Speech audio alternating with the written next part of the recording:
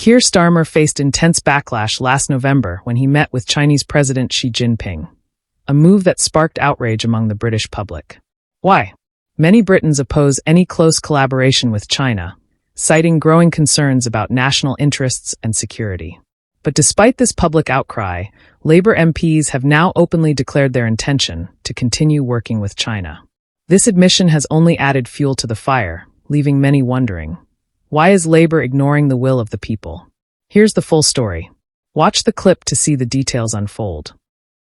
Thank you, Madam Deputy Speaker. Can the Minister confirm that her department's work is entirely consistent with the government's approach to China, cooperate where we can, compete where we need to, and challenge where we must? Minister. I mean, that is exactly our approach, and that is the right approach. I don't know whether the opposition front bench would advocate not cooperating with China where we can, but they're an incredibly important player on the world stage, and we gain nothing from completely turning our backs on them and not engaging in that dialogue.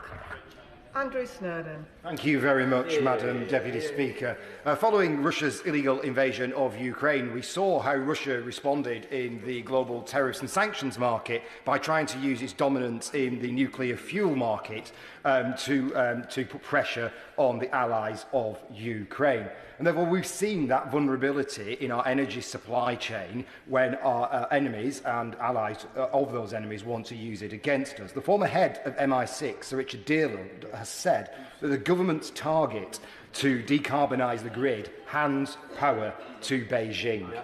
And when we talk about having reliance on dictator states, we have enough oil and gas in the UK to do that without any reliance. So why don't we just get drilling and get our own oil and our own gas out of the ground? So has the government, given I suspect in their mad dash to decarbonise the grid are not going to do that, has the government undertaken a risk assessment of the strategic vulnerability to our national security of our increasing reliance on Chinese rare earth minerals and battery production?